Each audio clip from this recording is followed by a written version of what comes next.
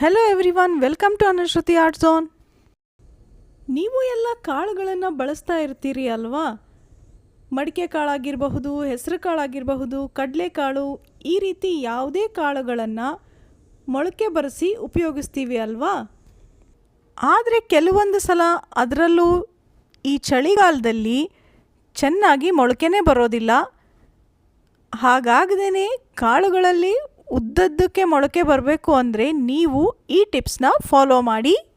ಮೊದಲಿಗೆ ಕಾಳುಗಳನ್ನು 6ರಿಂದ 8 ಗಂಟೆಗಳ ಕಾಲ ನೀರಿನಲ್ಲಿ ನೆನೆಸ್ಕೊಳ್ಳಿ.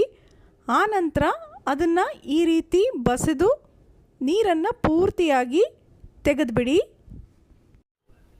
ಆಮೇಲೆ ನೋಡಿ, ಒಂದು ಒಳ್ಳೆ ಬಟ್ಟೆನಲ್ಲಿ ನೆನೆಸಿ ನೀರು ಬಸಿದು ತೆಗೆದಂತಹ ಕಾಳುಗಳನ್ನು ಈ ರೀತಿ ಹಾಕಿಬಿಟ್ಟು ಬಟ್ಟೆಯನ್ನು ಗಟ್ಟಿಯಾಗಿ ಕಟ್ಟಿಡಬೇಕು. ನೋಡಿ, ಹೀಗೆ 4 ಬದಿಯಿಂದ ಚೆನ್ನಾಗಿ ಅದನ್ನು ಕವರ್ ಮಾಡಿಕೊಂಡು ಎಲ್ಲೂ ಗಾಳಿಯು ಹೋಗದೇ ಇರೋ ಹಾಗೆ ನೀವು ಈ ಬಟ್ಟೆಯನ್ನು ಗಟ್ಟಿಯಾಗಿ ಕಟ್ಟಬೇಕಾಗತ್ತೆ. ನೋಡ್ತಾ ಇದ್ದೀರಲ್ವ? ಹೀಗೆ ಬಿಗಿಯಾಗಿ ಕಟ್ಟಿದ ನಂತರ ಇದನ್ನು ಸ್ವಲ್ಪ ಬೆಚ್ಚಗಿನ ಜಾಗದಲ್ಲಿ ನೀವು ಇಡಬೇಕು. ಹೀಗೆ ನೀವು ಮತ್ತೆ 6ರಿಂದ 8 ಗಂಟೆಗಳ ಕಾಲ ಇದನ್ನು ಬೆಚ್ಚಗಿನ ಜಾಗದಲ್ಲಿ, ಅಂದರೆ ಮೈಕ್ರೋವೇವ್ನಲ್ಲಿ ಇಡಬಹುದು, ಅಥವಾ ಒಂದು ಪಾತ್ರೆಯಲ್ಲಿ ಹಾಕಿಬಿಟ್ಟು ಗ್ಯಾಸ್ ಕಟ್ಟೆಯ ಮೂಲೆಯಲ್ಲಿ ಕೂಡ ಇಡಬಹುದು. ಇದು ನೋಡಿ, 6-8 ಗಂಟೆಗಳ ನಂತರ ಈಗ ಕಟ್ಟಿರೋದನ್ನು ತೆಗಿತಾ ಇದ್ದೀನಿ. ನೋಡ್ತಾ ಇದ್ದೀರಲ್ವ ಕಾಳುಗಳಲ್ಲಿ ಎಷ್ಟು ಉದ್ದನೆಯ ಮೊಳಕೆ ಬಂದಿದೆ ಅಂತ. ನೀವು ಈ ಐಡಿಯಾನ ಫಾಲೋ ಮಾಡಿ ನೋಡಿ. ಮಾರ್ಕೆಟ್ನಿಂದ ಮೊಳಕೆ ಕಾಳುಗಳನ್ನು ತರೋದನ್ನೇ ಬಿಟ್ಟುಬಿಡ್ತೀರಾ. ಮನೆಯಲ್ಲೇ ನಾವೇ ಇಷ್ಟು ಚೆನ್ನಾಗಿ ಕಾಳುಗಳನ್ನು ಮೊಳಕೆ ಕಟ್ಬೋದು ಅಂತಾದರೆ ಮತ್ತ್ಯಾಕೆ ಮಾರ್ಕೆಟಿಂದ ತರೋದು ಅಲ್ವಾ? ಈ ಐಡಿಯಾ ನೀವು ಎಲ್ಲ ಕಾಳುಗಳಿಗೂ ಕೂಡ ಬಳಸಬಹುದು. ನೀವು ಈ ತರಹ ಬೀಟ್ರೂಟು ಅದನ್ನು ಹೆಚ್ಚಿದಾಗ ಚಾಪಿಂಗ್ ಬೋರ್ಡ್ ಎಲ್ಲ ಅದರದೇ ಕಲರ್ ಆಗಿಬಿಟ್ಟಿರುತ್ತೆ ಅಲ್ವಾ? ಈವನ್ ಕೈ ಕೂಡ ರೆಡ್ ಕಲರ್ ಆಗಿಬಿಟ್ಟಿರುತ್ತೆ. ಆಗ ಚಾಪಿಂಗ್ ಬೋರ್ಡನ್ನು ಕೇವಲ ನೀರಿನಿಂದ ತೊಳೆದ್ರೆ ಆ ಕಲರ್ ಹೋಗೋದೇ ಇಲ್ಲ. ಅದಕ್ಕೆ ನೀವು ಏನು ಮಾಡಬೇಕು ಗೊತ್ತಾ? ನೋಡಿಲ್ಲಿ, ನಾನು ಒಂದು ಸ್ವಲ್ಪ ನಿಂಬೆಹಣ್ಣನ್ನು ತೊಗೊಂಡಿದ್ದೀನಿ. ಹುಳಿಯೆಲ್ಲ ಬಳಸಿ ಉಳಿದಿರುವಂತಹ ನಿಂಬೆಹಣ್ಣಿನ ಸಿಪ್ಪೆ, ಜೊತೆಯಲ್ಲಿ ಚಾಪಿಂಗ್ ಬೋರ್ಡ್ ಮೇಲೆ ಸ್ವಲ್ಪ ಉಪ್ಪನ್ನು ಹಾಕ್ಕೋಬೇಕು. ಆನಂತರ ಇದರ ಮೇಲೆ ಒಂದು ಸ್ವಲ್ಪ ವಿನೆಗರನ್ನು ಹಾಕಬೇಕಾಗತ್ತೆ. 1ರಿಂದ 2 ಸ್ಪೂನ್ ವಿನೆಗರ್ ಆದರೆ ಸಾಕಾಗುತ್ತೆ. ಮನೆಯಲ್ಲಿರುವಂತಹ ಯಾವುದೇ ವಿನೆಗರನ್ನು ಕೂಡ ಬಳಸಬಹುದು.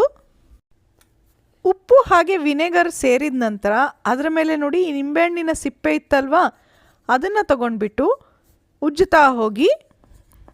ನೋಡಿ, ಹೀಗೆ 2ರಿಂದ 3 ನಿಮಿಷ ಗಟ್ಟಿಯಾಗಿ ಉಜ್ಜಿಕೊಂಡ ನಂತರ ಇದನ್ನು ನೀರಿನಿಂದ ತೊಳೆದ್ಬಿಟ್ರೆ ಸಾಕು. ಚಾಪಿಂಗ್ ಬೋರ್ಡ್ ಮೇಲೆ ಯಾವುದೇ ರೀತಿಯ ಕಲೆಗಳು ಉಳಿಯೋದಿಲ್ಲ.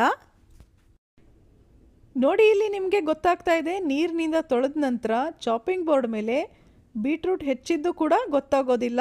ಅಷ್ಟು ನೀಟಾಗಿ ಇದ್ರ ಮೇಲಾದಂತಹ ಬೀಟ್ರೂಟ್ನ ಕಲೆ ಪೂರ್ತಿಯಾಗಿ ಹೋಗಿದೆ. ಈಗ ನೋಡ್ತಾ ಇದ್ದೀರಲ್ವಾ, ಪಾತ್ರೆ ಕ್ರಾಸ್ ಮಾಡಿದ್ರೂ ಕೆಳಗೆ ಬೀಳದಲ್ಲೇ ಇರೋದು ಏನಿದು ಅನ್ಕೋತಾ ಇದ್ದೀರಾ?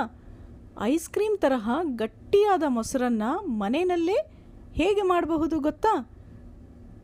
ನೋಡಿ, ಸೇಮ್ ಐಸ್ ಕ್ರೀಮ್ನಂತೆ ದಪ್ಪನಾಗಿದೆ. ಗಿಣ್ಣು ರೀತಿ ನೀವು ಕಟ್ ಮಾಡಬಹುದು. ಇಷ್ಟು ಗಟ್ಟಿಯಾಗಿರುವ ಮೊಸರು ಮಾರ್ಕೆಟ್ನಲ್ಲಿ ಎಷ್ಟೊಂದು ಕಾಸ್ಟ್ಲಿ ಇರುತ್ತಲ್ವಾ? ಹಾಗಾಗಿ ಕಾಸ್ಟ್ಲಿ ದುಡ್ಡು ಕೊಟ್ಟು ನೀವು ಮಾರ್ಕೆಟಿಂದ ತರೋ ಬದಲಿಗೆ ಬನ್ನಿ, ಮನೆಯಲ್ಲೇ ಗಟ್ಟಿಯಾದ ಮೊಸರನ್ನು ಬೇಗನೆ ಹೇಗೆ ಮಾಡ್ಕೋಬಹುದು ಅಂತ ನಾನಿಲ್ಲಿ ತಿಳಿಸ್ಕೊಡ್ತಾ ಇದ್ದೀನಿ. ಇದಕ್ಕೋಸ್ಕರ ನೀವು ಗಟ್ಟಿಯಾಗಿರುವಂತಹ ಹಾಲನ್ನೇ ಬಳಸಬೇಕು. ನೀರನ್ನು ಮಿಕ್ಸ್ ಮಾಡಿರಬಾರ್ದು. ನೋಡಿ, ಗಟ್ಟಿ ಹಾಲನ್ನು ಒಂದು ಪಾತ್ರೆಯಲ್ಲಿ ಸಣ್ಣ ಉರಿನಲ್ಲಿ ನೀವು ಕಾಯಿಸ್ಕೊಳ್ಬೇಕಾಗತ್ತೆ. ನೋಡಿ, ಕಾಯಿಸಿ ನಂತರ ಸ್ವಲ್ಪ ಇದು ತಣ್ಣಗಾಗಬೇಕು. ತುಂಬಾ ಬಿಸಿನೂ ಇರಬಾರ್ದು, ಹಾಗೆಯೇ ಪೂರ್ತಿ ತಣ್ಣಗೆ ಕೂಡ ಆಗಬಾರ್ದು. ಉಗುರು ಬೆಚ್ಚಗೆ ಅಂತಾರಲ್ವ, ಹಾಗಿರುವಾಗ ಇದ್ರ ಒಳಗಡೆಗೆ 1 ಚಮಚದಷ್ಟು ನೀವು ಮೊಸರನ್ನು ಹಾಕಿಬಿಟ್ಟು ನೋಡಿ, ಹೀಗೆ ಪೂರ್ತಿಯಾಗಿ ಮಿಕ್ಸ್ ಮಾಡಬೇಕು. ಹಾಕಿದಂತಹ ಮೊಸರು ಹಾಲಿನ ಪಾತ್ರೆಯಲ್ಲಿ ಎಲ್ಲ ಕಡೆಗೂ ಸೇರಬೇಕು. ಆ ರೀತಿಯಾಗಿ ನೀವು ಅದ್ರ ಒಳಗಡೆಗೆ ಮಿಕ್ಸ್ ಮಾಡಬೇಕಾಗತ್ತೆ. ಇಷ್ಟು ಹಾಲಿಗೆ 1 ಚಮಚ ಮೊಸರು ಸಾಕಾಗುತ್ತೆ. ಈಗಿನ ಬಿಸಿಲಿಗೆ ಪ್ರತಿದಿನ ಊಟದಲ್ಲಿ ಮೊಸರು ಮಜ್ಜಿಗೆ ಬೇಕು ಅನಿಸುತ್ತೆ ಅಲ್ವಾ? ಹಾಗಾಗಿ ನೀವು ಮಾರ್ಕೆಟ್ನಲ್ಲಿ ಕಾಸ್ಟ್ಲಿಗೆ ತರೋದಕ್ಕಿಂತ ಮನೆಯಲ್ಲೇ ಗಟ್ಟಿಯಾಗಿ ಮೊಸರು ಮಾಡಿಕೊಂಡ್ರೆ ಮಜ್ಜಿಗೆ ಕೂಡ ಮಾಡಬಹುದು. ನೋಡಿ, ಹೀಗೆ ಕಾದು ಆರಿದಂತಹ ಹಾಲಿಗೆ ಮೊಸರನ್ನು ಮಿಕ್ಸ್ ಮಾಡಿದ ನಂತರ ನಾನಿದನ್ನು ಅವನ್ನೊಳಗೆ ಇಡ್ತಾ ಇದ್ದೀನಿ. ಹೀಗೆ ಇಡೋದ್ರಿಂದ ಮೊಸರು ಬೇಗನೆ ಸೆಟ್ ಆಗುತ್ತೆ. ಮೊಸರು ಬೇಗನೆ ಆಗೋದಕ್ಕೋಸ್ಕರ ನಾನು ಅವನ್ನಲ್ಲಿ ಇಟ್ಬಿಟ್ಟು ಅದರಲ್ಲಿರುವ ಲೈಟನ್ನು ಹಾಕಿಡ್ತಾ ಇದ್ದೀನಿ. ನಿಮಗೆ ಏನು ಅರ್ಜೆಂಟ್ ಇರಲಿಲ್ಲ ಅಂದರೆ ನೀವು ಹಾಗೇ ಇಡಬಹುದು. ಈ ತರಹ ಇಡೋದ್ರಿಂದ 1-2 ಗಂಟೆಗಳಲ್ಲೇ ಮೊಸರು ಸೆಟ್ ಆಗಿಬಿಡುತ್ತೆ. ಅರ್ಜೆಂಟ್ ಏನೂ ಇರಲಿಲ್ಲ ಅಂದರೆ ನೀವು ಪೂರ್ತಿ ರಾತ್ರಿ ಹಾಗೆ ಬಿಡಬಹುದು. ಈಗ ನೋಡ್ತಾ ಇದ್ದೀರಲ್ವ, 1-2 ಗಂಟೆಗಳ ನಂತರ ಮೊಸರು ಈ ರೀತಿಯಾಗಿ ಸೆಟ್ ಆಗಿದೆ. ಪಾತ್ರೆಯನ್ನು ನೀವು ಕ್ರಾಸ್ ಮಾಡಿದರೂ ಕೂಡ ಅದು ಚೆಲ್ಲೋದಿಲ್ಲ. ನೋಡಿ, ಅಷ್ಟು ಗಟ್ಟಿಯಾಗಿರುತ್ತೆ. ಇನ್ನು ಯೋಗರ್ಟ್ ಅಂತ ಮಾರ್ಕೆಟ್ನಲ್ಲಿ ಸಿಗುತ್ತಲ್ವ, ಮಕ್ಕಳೆಲ್ಲ ಇಷ್ಟಪಟ್ಟು ತಿಂತಾರೆ ನೋಡಿ, ಅದೇ ರೀತಿ ಗಟ್ಟಿ ಮೊಸರು ನೀವು ಮನೆಯಲ್ಲೇ ಮಾಡ್ಕೊಳ್ಬಹುದು. ನೀವು ಖಂಡಿತ ಟ್ರೈ ಮಾಡಿ ನೋಡಿ. ನಿಮ್ಮ ಮೊಸರು ಹೇಗೆ ಬಂತು ಅಂತ ಕಾಮೆಂಟ್ ಮಾಡಿ ತಿಳಿಸೋದನ್ನು ಮರಿಬೇಡಿ. ಈ ವಿಡಿಯೋ ಇಷ್ಟ ಆಗಿರುತ್ತೆ ಅಲ್ವಾ? ಬೇರೆಯವ್ರ ಜೊತೆಗೆ ಶೇರ್ ಕೂಡ ಮಾಡಿ. ಮತ್ತೆ ಸಿಗೋಣ ಇನ್ನೊಂದು ಇಂಟ್ರೆಸ್ಟಿಂಗ್ ವಿಡಿಯೋ ಜೊತೆ. ಧನ್ಯವಾದಗಳು.